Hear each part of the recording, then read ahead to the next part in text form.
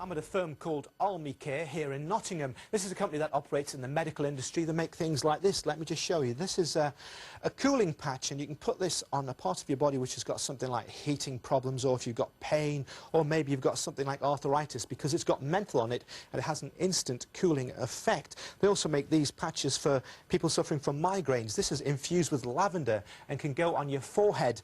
Now, this company, as I say, operates in the medical industry, which can be quite a tough business to be in. So when it comes to analysing its performance, it uses something called SWOT, and it's nothing to do with being the teacher's pet. Actually, this is an acronym. What it stands for is strengths, weaknesses, opportunities and threats. So how does a company like this use this as a technique for finding out how it's doing? Let's take a look.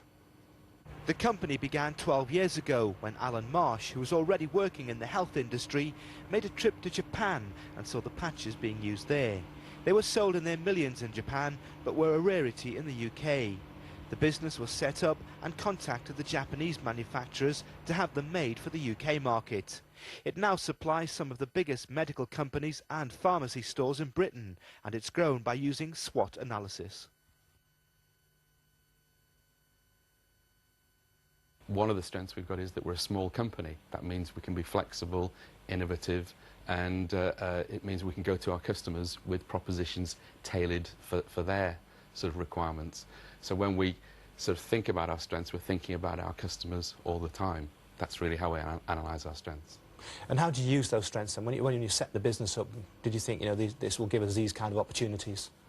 Yeah, we did, because we generally targeted the smaller companies so that we can be flexible with them. What's happened, though, is that we've been recommended to some of the bigger companies as well. So it's kind of, some of it is guided, and some of it has turned out to be networking, and of course, for any small company, there's often a bit of serendipity that happens.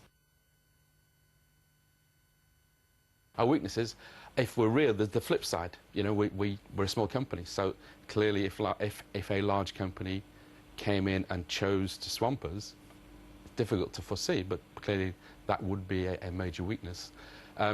Also, we don't have many resources of our own, but that's partly a strength as well, that we can pull in other resources as and when necessary, and we have consultants. So, for example, regulatory consultants that are necessary in our business, we work with them when it's necessary, but we don't have our in-house resources. Would it be a weakness then if someone came in with a really big order? Could that swamp you? It could be tricky, yes. I mean, that's a weakness for any small company, overstretching themselves. Clearly, we'd have to sort out the finances, and in a short time, that's often pretty tricky to do. But we've really tried to manage that by growing organically, so we can now handle bigger orders than we could when we started 10, 12 years ago.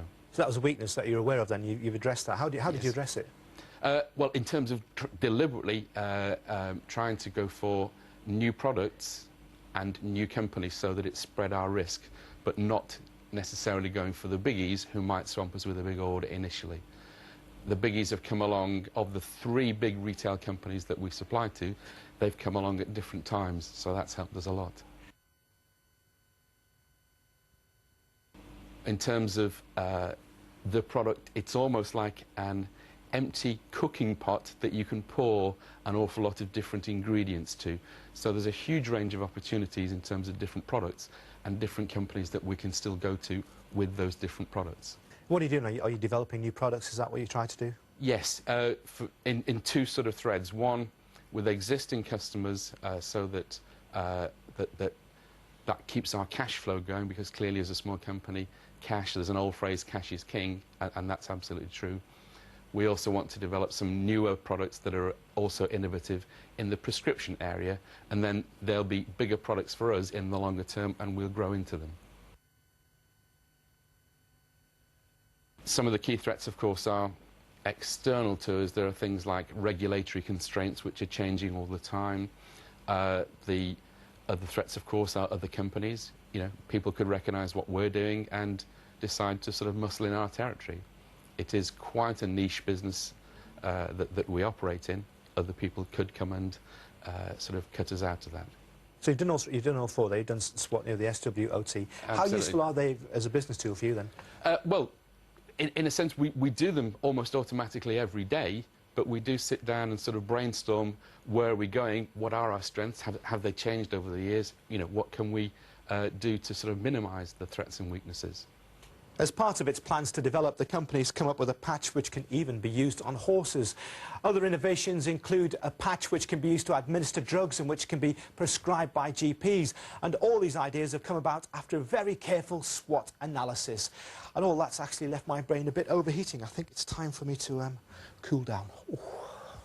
If you want to know more about any of the stories featured, then check out the lunch lesson section of our website at bbc.co.uk/working lunch.